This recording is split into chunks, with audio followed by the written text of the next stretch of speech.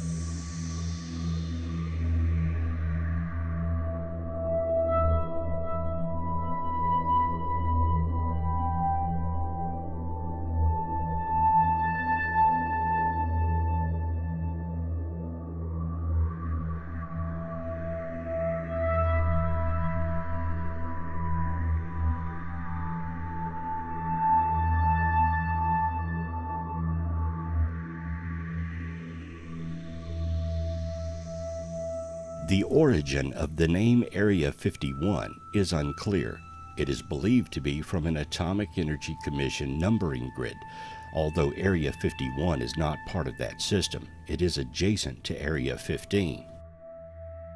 Another explanation is that 51 was used because it was unlikely that the AEC would use the number.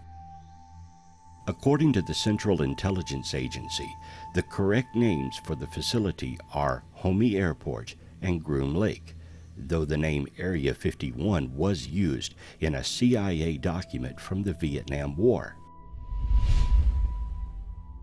The facility has also been referred to as Dreamland and Paradise Ranch, among other nicknames. The United States Air Force Public Relations has referred to the facility as an operating location near Groom Dry Lake.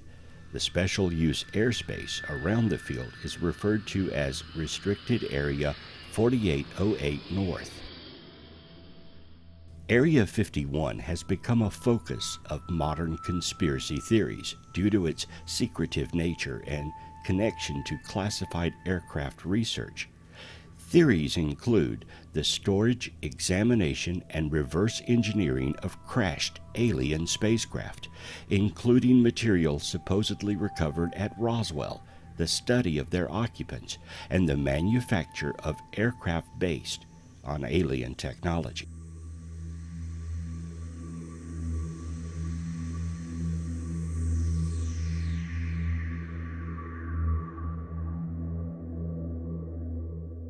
Meetings or joint undertakings with extraterrestrials. The development of exotic energy weapons for the Strategic Defense Initiative or other weapons programs. The development of weather control. The development of time travel and teleportation technology. The development of exotic propulsion systems related to the Aurora program, activities related to a shadowy One World Government or the Majestic 12 organization. Many of the hypotheses concern underground facilities at Groom or Papoose Lake and include claims of a transcontinental underground railroad system, a disappearing airstrip named the Scheicher Airstrip after Lewis Carroll's Scheicher cat, which briefly appears when water is sprayed onto its camouflaged asphalt, and engineering based on alien technology. In the mid-1950s, civilian aircraft flew under 20,000 feet, while military aircraft flew over 40,000 feet. The U-2 began flying at about 60,000 feet, and there was an increased number of UFO sighting reports. Sightings occurred most often during early evening hours when airline pilots flying west saw the U-2's silver wings reflect the setting sun, giving the aircraft a fiery appearance. Many sighting reports came to the Air Force Project Blue Book, which investigated UFO sightings, through air traffic controllers and letters to the government. The project checked U-2 and later Oxcart flight records to eliminate the majority of UFO reports that it received during the late 50s and 60s, although it could not reveal to the letter writers the truth behind what they saw. They believe that the rumors helped maintain secrecy over Area 51's actual operations. The veterans deny the existence of a vast underground railroad system, although many of Area 51's operations did occur underground.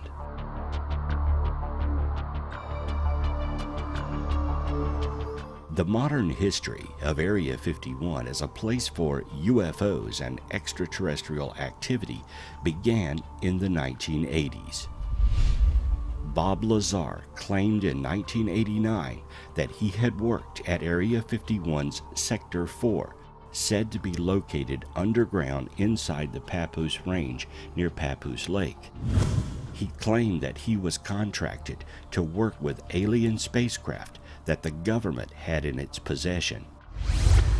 Similarly, in 1996, a documentary, Dreamland, directed by Bruce Burgess, included an interview with a 71-year-old mechanical engineer who claimed to be a former employee of Area 51 during the 50s. His claims include that he had worked on a flying disc simulator, which had been based on a disc originating from a crashed extraterrestrial craft and was used to train pilots. He also claimed to have worked with an extraterrestrial being named J-Rod and described as a telepathic translator.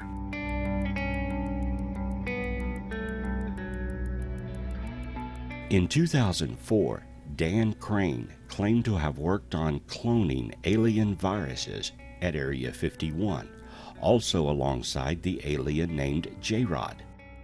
Crane's scholarly credentials are the subject of much debate, as he was apparently working as a Las Vegas parole officer in 1989, while also earning a PhD at State University of New York.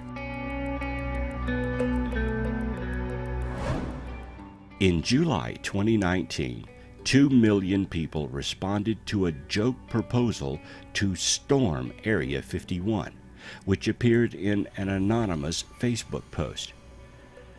Many people said that they were interested in the event, scheduled for the 20th of September 2019, and billed as Storm Area 51, They Can't Stop All of Us, an attempt to see them aliens. Air Force spokeswoman Laura McAndrews said government officials knew about the proposal. In a statement to the Washington Post, she said Area 51 is an open training range for the U.S. Air Force, and we would discourage anyone from trying to come into the area where we train American armed forces. The U.S. Air Force always stands ready to protect America and its assets. The media reported that the proposal's creator had said it was satirical and meant as a joke. Joke or no joke, it caught the attention of UFO buffs and even entertainers. Many pledged to rush the base in an attempt to get inside and see what all the secret fuss was about. After memes and the Facebook account had been posted thousands of times on the internet, local businesses were besieged with people showing up well before the September event. Some local businesses saw the potential for cashing in on all the tourist activity and began to arrange outdoor events, concerts, and more for the occasion.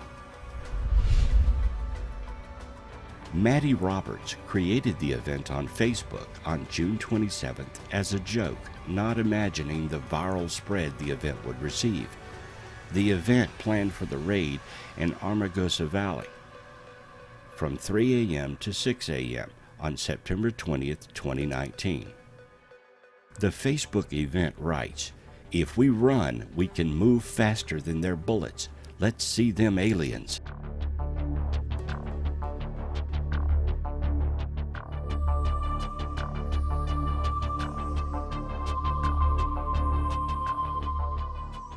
Roberts said the event had around 40 signatures 3 days into the event's listing, and then suddenly went viral.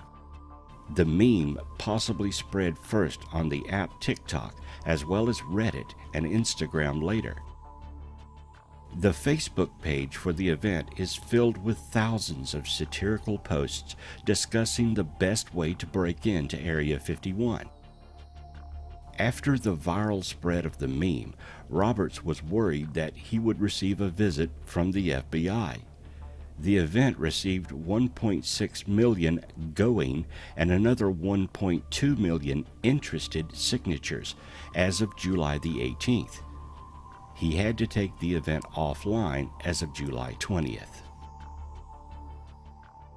Copycat events, such as plans to storm a genealogical vault of the Church of Jesus Christ of Latter-day Saints, Loch Ness, and the Bermuda Triangle, have also been created. Business owners in Rachel, Nevada, a town of just 56 people just outside of the base, have made preparations for visitors who want to go to Area 51.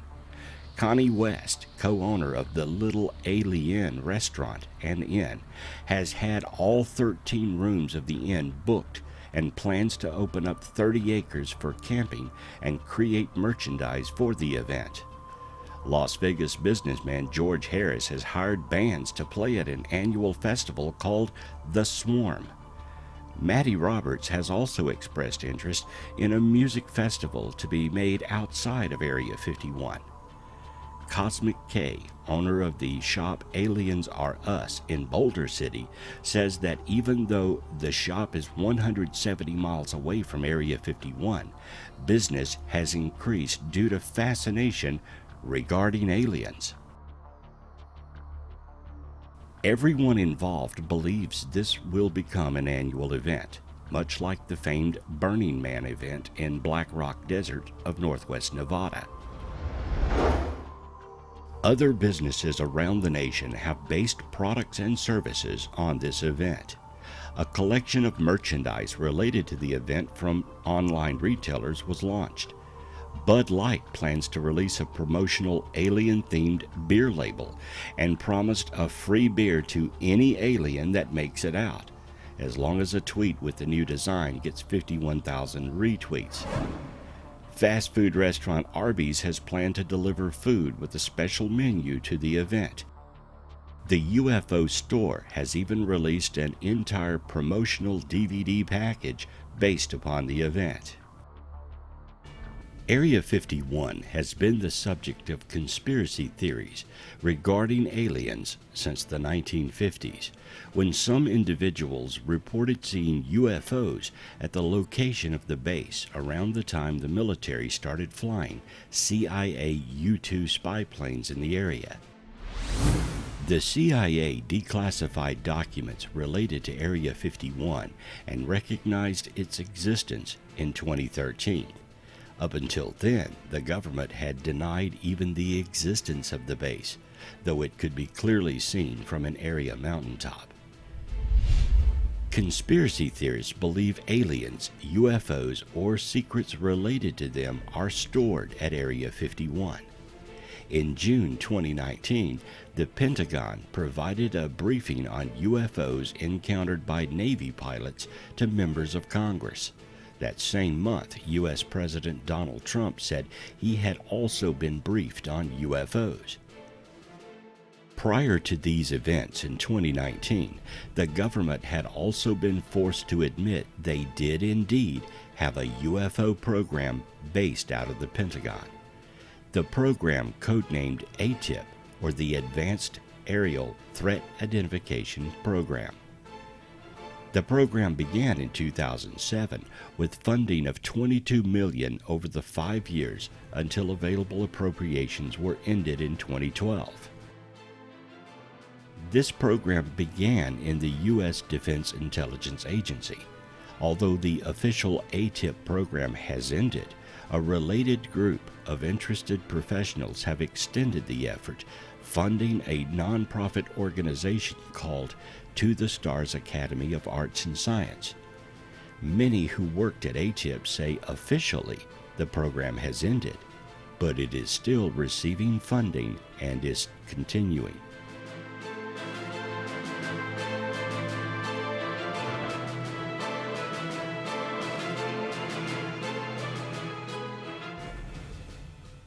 On May 22, 2019, Pentagon spokesman Christopher Sherwood confirmed to the New York Post that the program did pursue research and investigation into unidentified aerial phenomenon, dispelling rumors that the program only focused on theoretical physics. The program manager, Luis Elizondo, said on December 19, 2017, that he believed there was very compelling evidence we are not alone. The Storm Area 51 event took a turn on the first weekend in August of 2019. Just as the hype seemed to have calmed down, over 2 million UFO enthusiasts found their Area 51 meme-filled page suddenly blocked by Facebook under the pretext of ever-elusive community standards violations. Spooked by the high volume of attendees, worried about the Las Vegas strip club's pledge to bring its dancers to entertain the masses, or offended by one of the 1,000 memes posted by the community, Facebook abruptly removed the Storm Area 51 They Can't Stop Us All event page over the weekend. The backup page, set up by the organizers, was also wiped out, as the social media giant found the content posted to this event to be in violation of their community standards. Frustrated would-be raiders regrouped on Reddit to share their theories, while others continued to flood Twitter with Area 51 memes. Many agreed that Facebook CEO Mark Zuckerberg is secretly an alien from Area 51 and he doesn't want us to know. Many questioned if the government had threatened Facebook or other online sites. The hysteria over aliens at Area 51 only grew. It seemed several were not willing to give up and were determined to storm Area 51.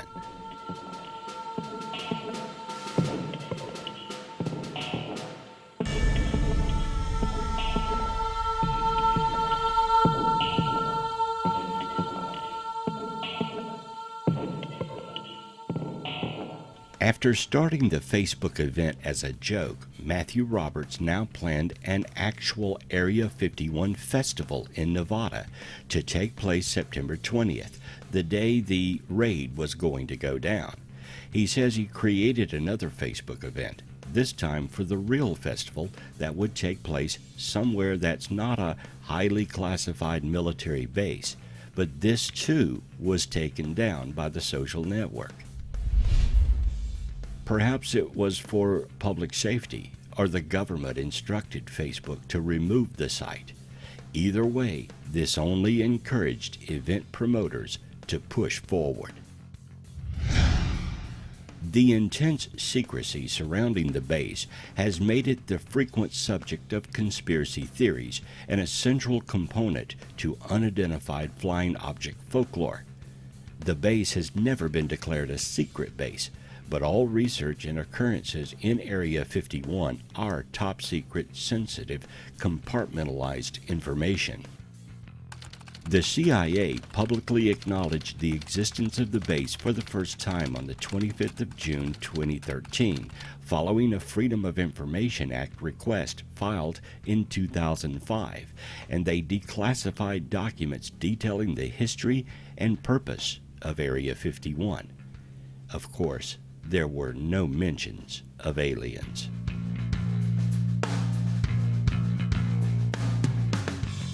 The lake bed made an ideal strip for testing aircraft, and the Emirate Valley's mountain ranges and the NTS perimeter protected the site from visitors about 100 miles north of Las Vegas. The CIA asked the AEC to acquire the land, designated Area 51 on the map, and to add it to the Nevada test site. President Johnson named the area Paradise Ranch to encourage workers to move to the new facility in the middle of nowhere, as the CIA later described it, and the name became shortened to the ranch. On the 4th of May 1955, a survey team arrived at Groom Lake and laid out a 5,000-foot north-south runway on the southwest corner of the lake bed and designated a site for a base support facility. The ranch initially consisted of little more than a few shelters, workshops, and trailer homes in which to house its small team. In a little over 3 months, the base consisted of a single paved runway, 3 hangars, a control tower, a rudimentary accommodations for test personnel. The base's few amenities included a movie theater and volleyball court. There was also a mess hall, several wells, and fuel storage tanks. CIA, Air Force, and Lockheed personnel began arriving on July of 1955. The ranch received its first U-2 delivery on the 24th of July, 1955 from Burbank. Regular military air transport service flights were set up between Area 51 and Lockheed's offices in Burbank, California. To preserve secrecy, personnel flew to Nevada on Monday mornings and returned to California on Friday. During the Cold War, one of the missions carried out by the United States was the test and evaluation of captured Soviet fighter aircraft. Beginning in the late 60s and for several decades, Area 51 played host to an assortment of Soviet-built aircraft under the HAVE Donut, Half Drill, and Half Ferry programs. The first MiGs flown in the United States were used to evaluate the aircraft in performance, technical, and operational capabilities, pitting the types against U.S. fighters. Area 51 also hosted another foreign material evaluation program called HAVGLIB. This involved testing Soviet tracking and missile control radar systems. A complex of actual and replica Soviet-type threat systems began to grow around Slater Lake, a mile northwest of the main base, along with an acquired Soviet Barlock search radar. They were arranged to simulate a Soviet-style air defense complex. All of this evaluation of foreign technology made Area 51 the perfect place to study, test, and evaluate alien technology. If you have a UFO or flying saucer and wanted to see what it could do out of the prying eyes of the nation, Area 51 was the most logical and perfect place to do it. The base itself is restricted. The airspace above the base is restricted, and even land surrounding the base has been purchased and declared restricted for miles around. The United States government has provided minimal information regarding Area 51. The area surrounding the lake is permanently off limits to both civilian and normal military air traffic. Security clearances are checked regularly. Cameras and weaponry are not allowed. Even military pilots training in the NAFR risk disciplinary action if they stray into the exclusive box surrounding Groom's airspace. Surveillance is supplemented using buried motion sensors. Area 51 is a common destination for Janet Airline, a small fleet of passenger aircraft operated on behalf of the Air Force to transport military personnel primarily from McCarran International Airport.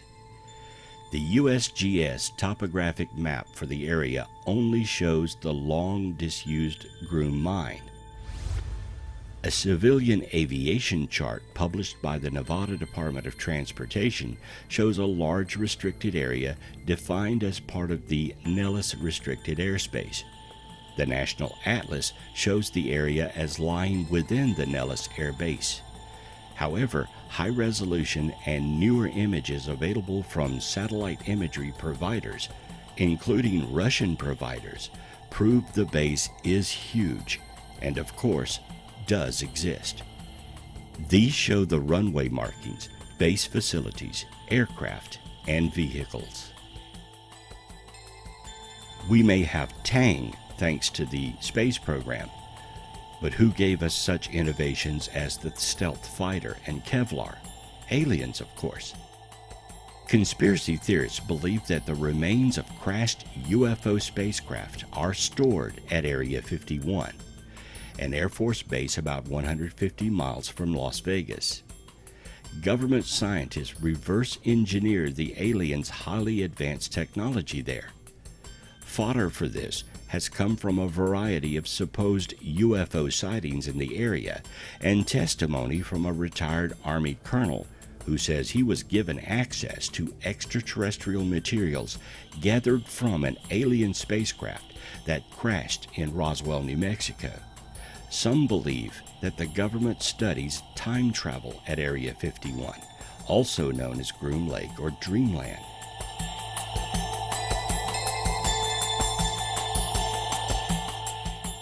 The government has developed advanced aircraft and weapons systems at nearby Nellis Air Force Base, including stealth bombers and reconnaissance planes, and the government's official line that the details of Area 51 are classified for the purpose of national security is only seen as further proof that the military is hiding aliens or alien spacecraft.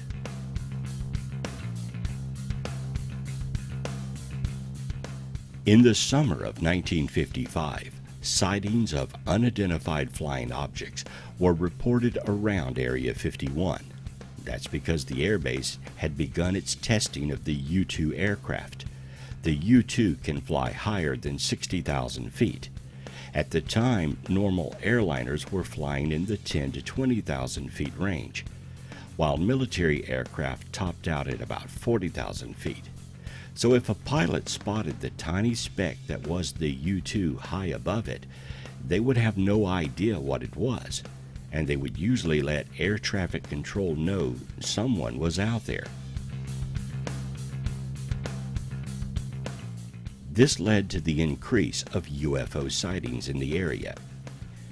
While Air Force officials knew the UFO sightings were U-2 tests, they couldn't really tell the public, so they explained the aircraft sightings by saying they were natural phenomena and high-altitude weather research.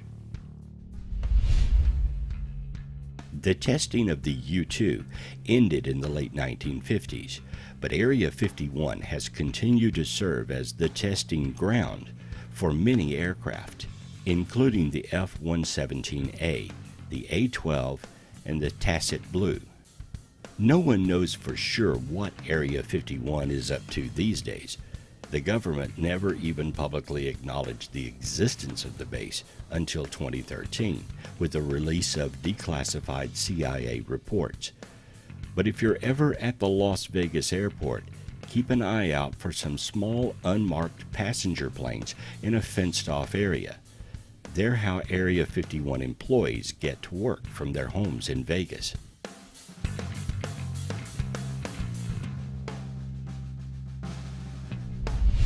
So, how did Area 51 come to be known as a place where the government keeps aliens and alien saucers? Enter Bob Lazar. Lazar is primarily known for his time of being hired in the late 1980s to reverse engineer purported extraterrestrial technology at a secret site called S4, located several miles south of the Area 51 United States Air Force facility. Lazar claims he examined an alien craft that ran on an antimatter reactor powered by the then unsynthesized element 115. He also claims to have read U.S. government briefing documents that described alien involvement in human affairs over the past 10,000 years. Lazar's claims resulted in bringing added public attention to Area 51. His story gained renewed attention due to a June 20th, 2019 interview with Joe Rogan, as well as a 2018 documentary about his life entitled Bob Lazar, Area 51, and Flying Saucers. In May of 1989, Lazar appeared in an interview with investigative reporter George Knapp on Las Vegas TV station KLAS under the synonym Dennis and with his face hidden to discuss his purported employment at S4, a subsidiary facility he claims exists near Area 51. He said the facility was adjacent to Papoose Lake, which is located south of the main Area 51 facility at Groom Lake. He claimed the site consisted of concealed aircraft hangars built into a mountainside. Lazar said that his job was to help with the reverse engineering of one of 9 flying saucers. Bob claims one of the flying saucers, the one he coined the Sport model, was manufactured out of a metallic substance similar in appearance and touch to stainless steel. In a subsequent interview that November, Lazar appeared unmasked and under his own name. Lazar claims that the propulsion of the studied vehicle was fueled by atomic element 115, or E115. Lazar explained that E115 generates a gravity wave. In addition, Lazar claims that during his onboarding to the program, he read briefing documents describing the historical involvement with Earth for the past 10,000 years by extraterrestrial beings, gray aliens. These aliens are from a planet orbiting the twin binary star system Zeta Reticuli. Lazar's story garnered media attention and controversy as well as supporters. The scientific community, however, is skeptical of Lazar's claims as he makes them without any hard evidence or proof of what he is claiming. According to scientific skeptic Benjamin Radford, Lazar's lies propelled Area 51 into the public consciousness.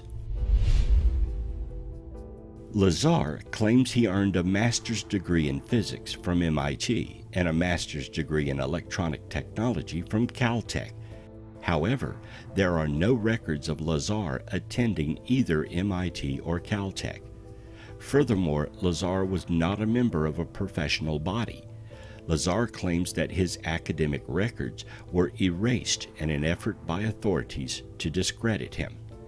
However, in Lazar's defense, people have come forward and said they knew him from his days at MIT and Caltech and affirmed he did attend there. The subject of UFOs, Area 51, and aliens has entered the political spectrum as well. U.S. Senator and presidential candidate Bernie Sanders has pledged to share any details about UFOs if he wins the 2020 election. He says he's prepared to disclose any government information about unidentified flying objects, but only if he wins, and mainly because his wife Jane asked him to, even promising he would announce the findings on the Joe Rogan podcast. Rogan asked if Jane was a UFO nut, which Sanders denied. Jane, however, has been pressing the candidate about what information he might have right now as a senator. It's unclear, however, if the Republicans will push this issue into election headlines. In June, U.S. President Donald Trump told ABC News' George Stephanopoulos that he also received a briefing about recent sightings by military pilots. Trump claims not to believe in UFOs or has no particular interest. Although this debate sounds like a rehash of conversations surrounding the 1950s and 60s era Project Blue Book, it does have more recent origins. Earlier in the year, the New York Times reported that pilots with the U.S. Navy saw swiftly flying UFOs several times off the coast in 2014 and 2015. But the reports of these vehicles don't necessarily point to something extraterrestrial. But there's been so much attention on the issue that in June, the Defense Department briefed Mark Warner, a Democrat from Virginia, the Senate's Intelligence Committee vice chairman, about these encounters, along with 2 other senators.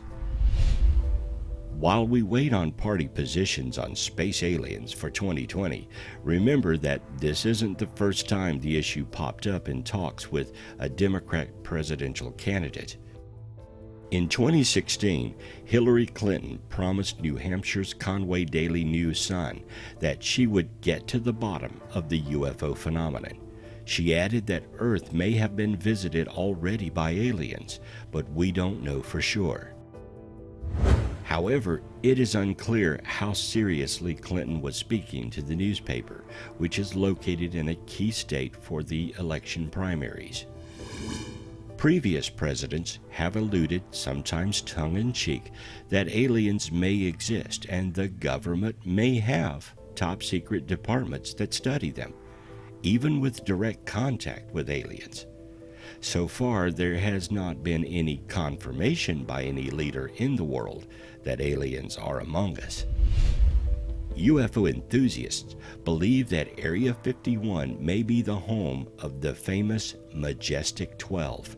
The organization is claimed to be the code name of an alleged secret committee of scientists, military leaders, and government officials, formed in 1947 by an executive order by U.S. President Harry S. Truman to facilitate recovery and investigation of alien spacecraft.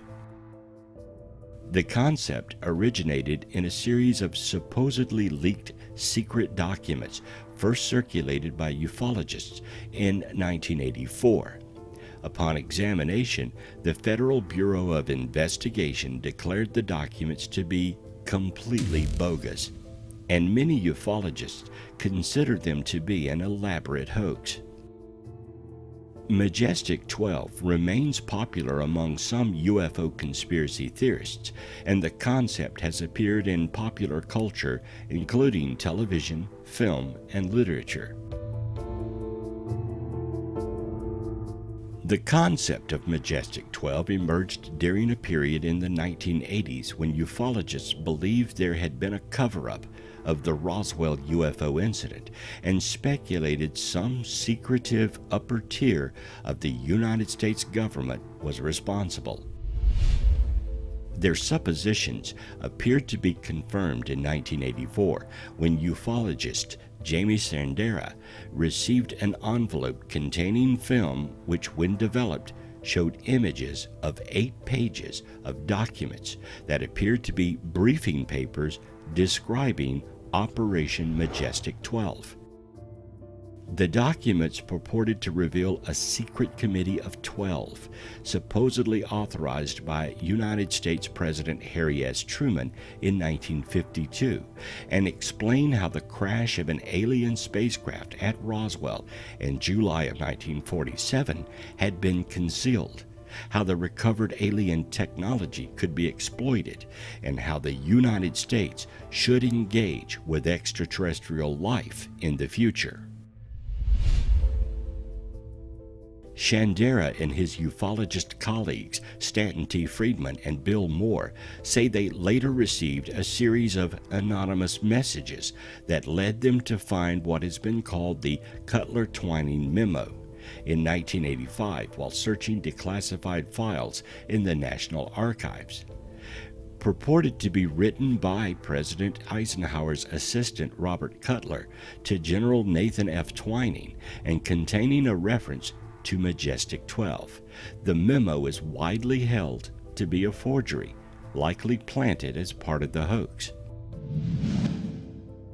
However, claiming to be connected to the United States Air Force Office of Special Investigations, a man named Richard Doty told filmmaker Linda Moulton Howe that the MJ-12 story was true and showed how unspecified documents purporting to prove the existence of small gray humanoid aliens originating from the Zeta Reticuli star system.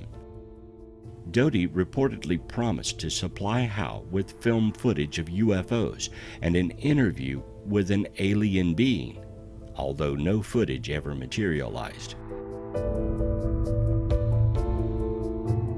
Soon, distrust and suspicion led to disagreements within the ufology community over the authenticity of the MJ-12 documents, and Moore was accused of taking part in an elaborate hoax, while other ufologists and debunkers, such as Philip J. Klass, were accused of being disinformation agents.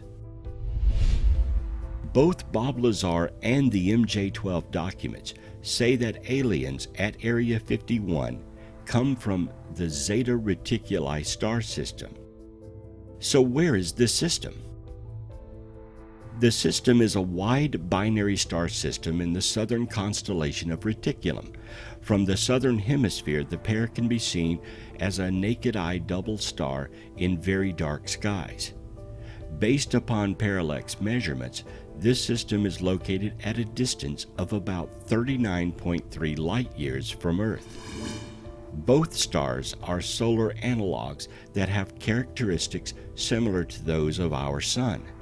They belong to the Zeta Herculeus moving group of stars that share a common origin. Scientists agree that any system within 50 light-years could be reached with a spacecraft traveling just under the speed of light within one lifetime. So as stars go, Zeta is rather close at 39 light-years away. Betty and Barney Hill were an American couple who claimed they were abducted by extraterrestrials in a rural portion of the state of New Hampshire from September 19th to September 20th, 1961. It was the first widely publicized report of an alien abduction in the United States. The incident came to be called the Hill Abduction and the Zeta Reticuli Incident because the couple stated they had been kidnapped by aliens who claimed to be from the Zeta Reticuli system. Their story was adapted into a best-selling 1966 book, The Interrupted Journey, and the 1975 television movie, The UFO Incident. In September 2016, plans were announced to make a film based on the event with an unknown release date. The interesting thing, though, is that the Hills' claim came in 1961. But it was in 1969 that Marjorie Fish discovered the system and the Hill map actually did exist. Marjorie Fish of Oak Harbor, Ohio, read Fuller's Interrupted Journey. She was an elementary school teacher and amateur astronomer. Interested by the star map mentioned in the book, Fish wondered if it might be deciphered to determine which star system the UFO came from. Assuming that one of the 15 stars on the map must represent Earth's sun, Fish constructed a three-dimensional model of nearby sun-like stars using threads and beads, basing stellar distances on those published in the 1969 Gliese Star Catalog. Studying thousands of vantage points over several years, the only one that seemed to match the Hill map was from the viewpoint of the double star system of Zeta Reticuli. Fish sent her analysis to Webb. Agreeing with her conclusions, Webb sent the map to Terence Dickinson, editor of the popular magazine Astronomy. Dickinson did not endorse Fish and Webb's conclusions, but for the first time in the journal's history, Astronomy invited comments and debate on a UFO report, starting with an opening article in the December 1974 issue. For about a year afterward, the opinions page of Astronomy carried arguments for and against Fish's star map. Notable was an argument made by Carl Sagan and Stephen Soter, arguing that the seeming star map was little more than a random alignment of chance points. In an episode of Cosmos in 1980, Sagan demonstrated that without the lines drawn in the maps, the Hill map bore no resemblance to the real-life map. In contrast, those more favorable to the map, such as David Saunders, a statistician who had been on the Condon UFO study, argued that unusual alignment of key sun-like stars in a plane centered around Zeta Reticuli was statistically improbable to have happened by chance from a random group of stars in our immediate neighborhood. The Hill case is one of the most heavily researched UFO cases on record, and many points made by the Hills have been corroborated right after and since the abduction. Most of Betty Hill's notes, tapes, and other items have been placed in the permanent collection at the University of New Hampshire, her alma mater. In July 2011, the State Division of Historical Resources marked the site of the alleged craft's first approach with a historical marker.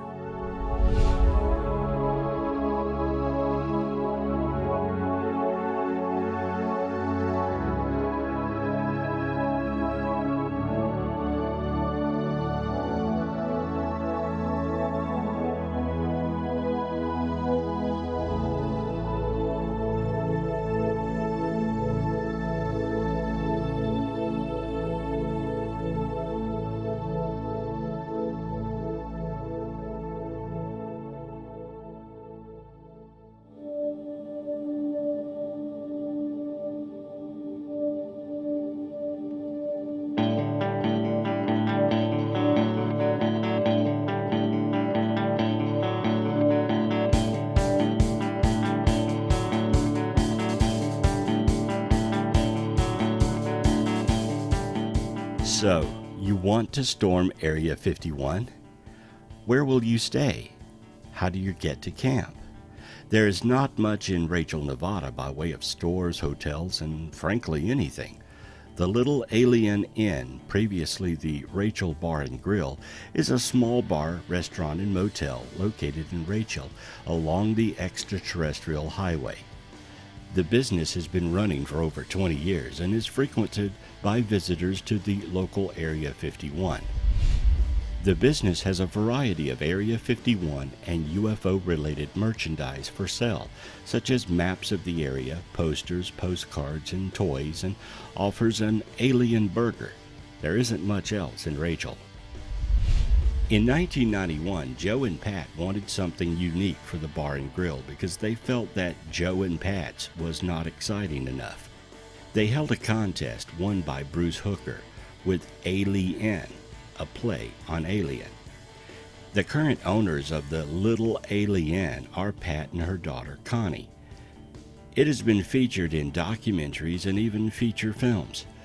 If you're wondering, it is usually booked with alien hunters for the Storm Area 51 event. You can get there by taking Highway 375. The top-secret Area 51 government base is near SR 375, and many travelers have reported UFO observations and other strange alien activity along this road.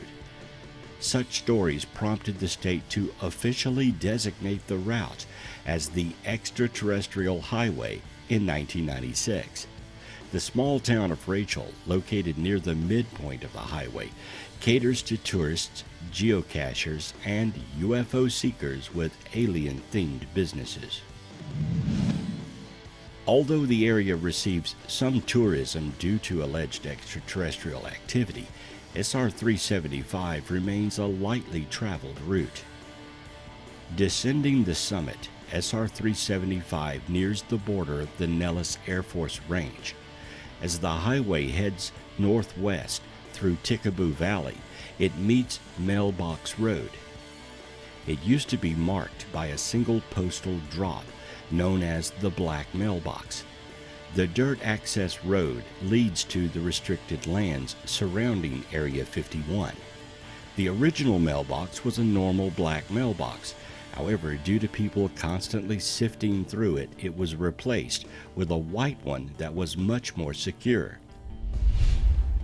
The name Black Mailbox still stuck. It was commonly used as a gathering place for UFO seekers, and 2 to 3 UFO sightings per week allegedly occur in the area. The mailbox was removed by its owner, Steve Medlin, due to continued vandalism.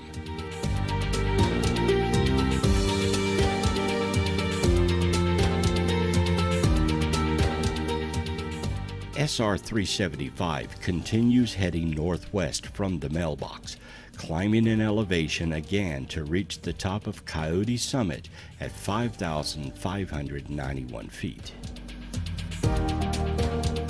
To promote the extraterrestrial highway after its renaming, the Tourism Commission launched the ET Experience in July of 1996. Tourists could contact the Nevada Commission on Tourism to receive a traveler's kit containing information about the highway, nearby cultural attractions, and area services. Visitors that patronized businesses in Rachel and Central Nevada and submitted an account of their journey received extraterrestrial highway memorabilia. Stories from travelers were also published in a newsletter available to those that had completed the experience. Despite tourism generated by people searching for signs of alien life, only an average of about 200 cars drive some portion of the extraterrestrial highway every day, making it one of the state's least traveled routes.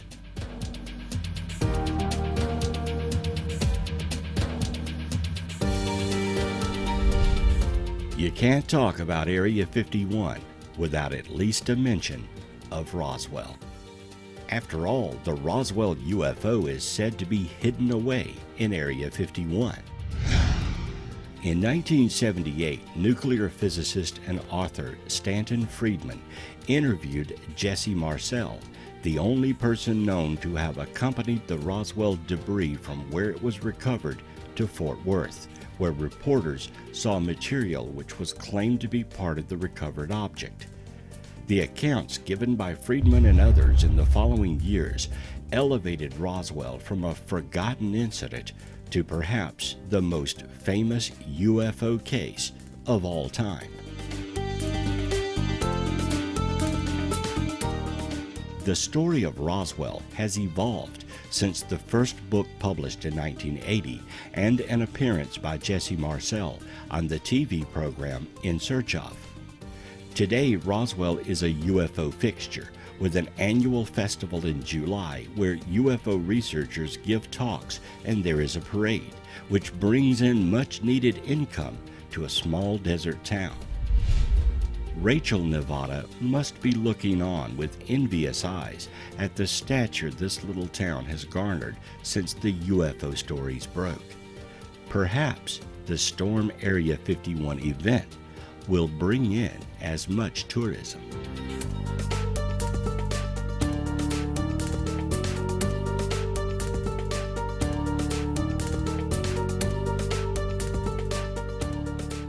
Storming Area 51 looks to become something like the Burning Man event in Nevada. Organizers are hoping it will grow and become part festival with bands and attractions and part liberal event for art. Burning Man is an event held annually in the western United States at Black Rock City, a temporary city erected in the Black Rock Desert of northwest Nevada, approximately 100 miles northeast of Reno. The late summer event is an experiment in community and art, influenced by 10 main principles: radical inclusion, radical self-reliance, radical self-expression, communal effort, civic responsibility, gifting, participation, immediacy, and leave no trace. The event takes its name from its culmination, the symbolic ritual burning of a large wooden effigy, the man, that traditionally occurs on the Saturday evening of the event. First held 33 years ago in 1986 on Baker's Beach in San Francisco as a small function organized by Larry Harvey and Jerry James, who built the first man. It has since been annually spanning from the last Sunday in August to the first Monday in September or Labor Day.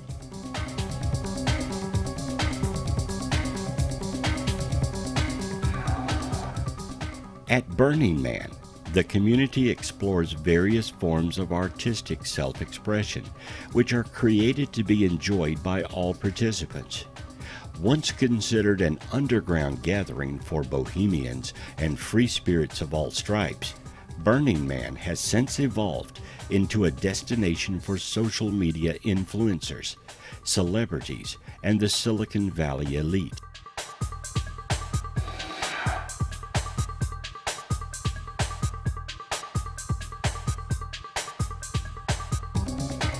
Examples of creativity include experimental and interactive sculptures, buildings, performances, and art cars, among other media.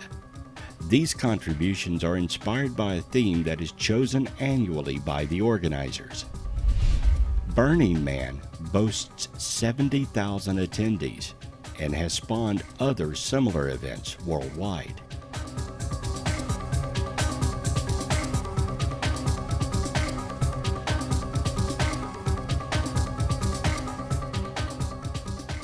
Storming Area 51 from the perspective of the military has always been a stern report. Don't try to storm our base. Area 51 and the government is well aware of the event that is unfolding and will be diligent against anyone who tries to cross the border into Area 51.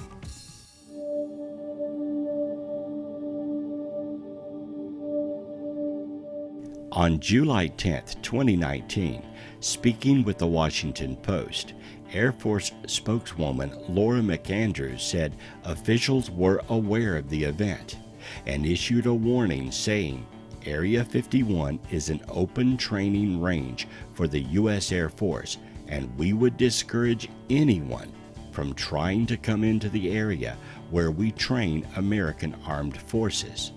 She added, the U.S. Air Force always stands ready to protect America and its assets.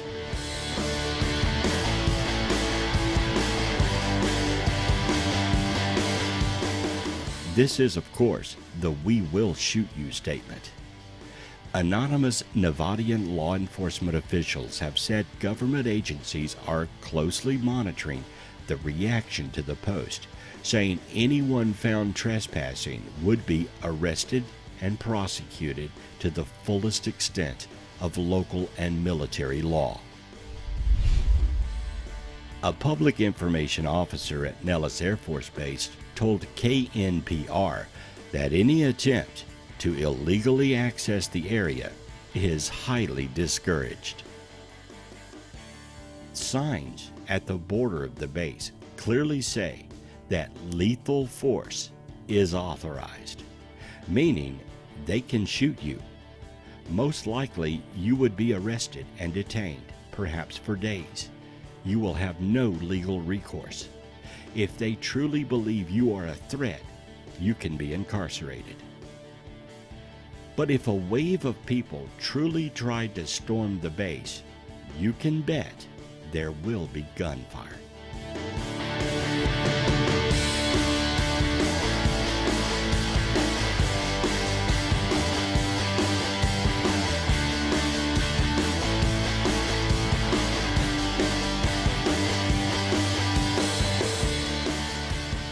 The camo dudes that protect the base are armed and authorized to shoot you.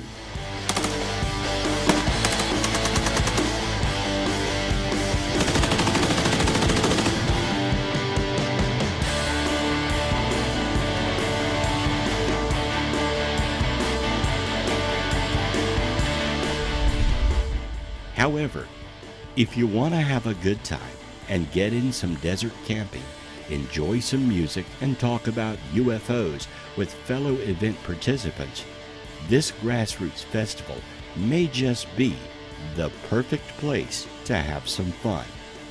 Just remember, don't storm Area 51.